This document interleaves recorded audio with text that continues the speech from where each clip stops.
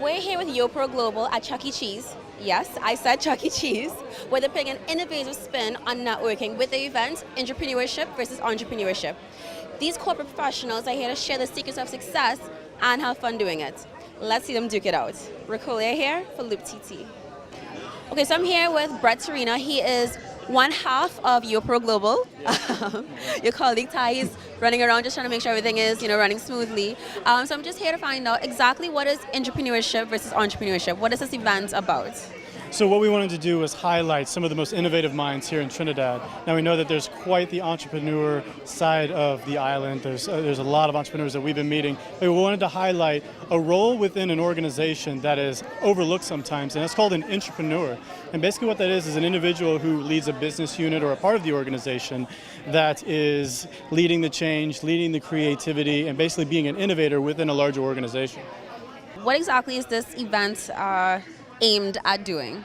It's aimed at educating. I think a lot of people when they're in a job, sometimes they feel like they hit a glass ceiling or that they're just within a role that they can't get out of. But there's a load of innovation that can be had and teams that you can work with to get out of that. And so I think it's just a change in the way that you look at your role and finding that there are people within larger organizations that have a wide breadth of knowledge to be able to give you.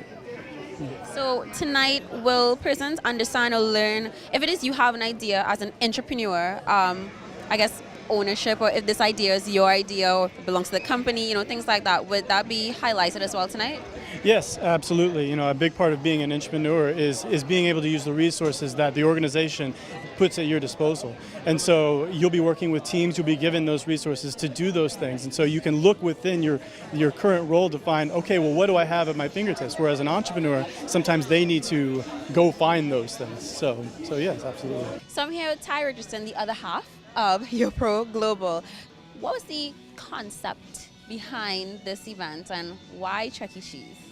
It was a challenge because we said we needed to do something around entrepreneurship, but I firmly believe that to be a successful leader, you have to have a great follower.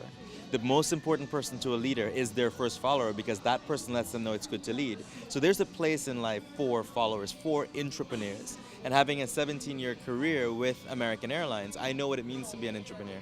So we concepted the idea around starting with entrepreneurship, but really giving value to the entrepreneur and allowing that person to shout and express their voice. Because to us, YoPro isn't about becoming an entrepreneur. It's about every young person realizing what they are meant to do. And some people are meant to be entrepreneurs. And once we used intrapreneur and then we had entrepreneur and then we used the word versus, well, that set me off. I mean, that made me want to immediately go to an environment that was like battle royale. And so we looked for a boxing ring, we looked for a game, an arcade. Chuck E. Cheese's came to mind.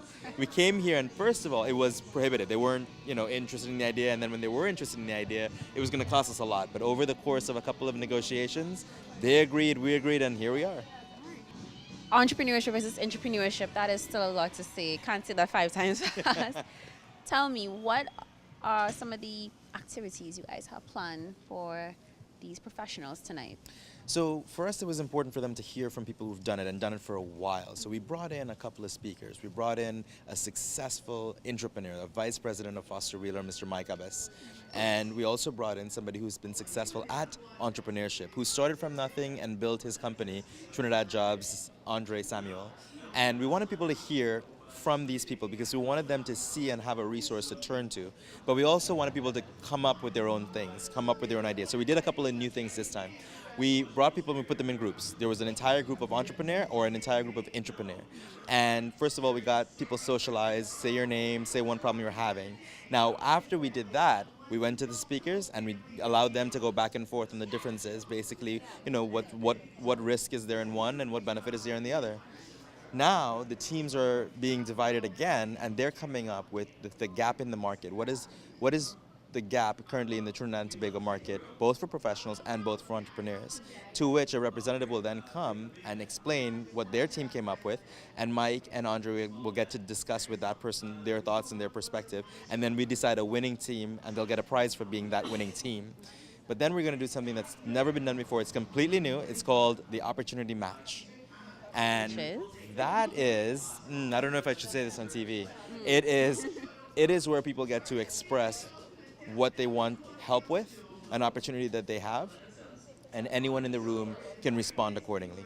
Basically, we're giving you an audience of 50 people to ask, how can you help me? And I like the fact that, as YoPro Global, you guys are taking, a lot of new ideas and a different approach to your networking events. What is the next thing that's coming up, and, what's the spin on that?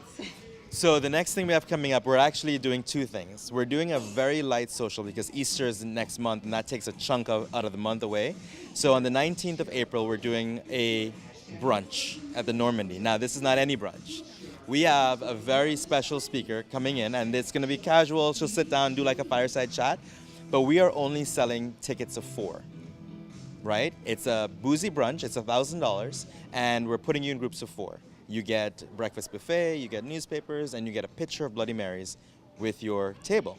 We want singles to come because what we're going to do is we're going to create your groups of 4 for you. So when you show up, you will automatically be introduced to 3 people you've never met before, and that's your brunch mate for the next 3 hours. Very interesting. Following that, Following that in May, we're doing a new concept, which I can't tell you a lot about, but the topic is food networking. Don't get chopped. That's where I'll leave it. Sounds dangerous. If you know the Food Network, it can be. So what has the reception been like to these last, this is your third? Third for this year. Right. What has the reception been like from Trinidadians to this new type of networking? It's been great.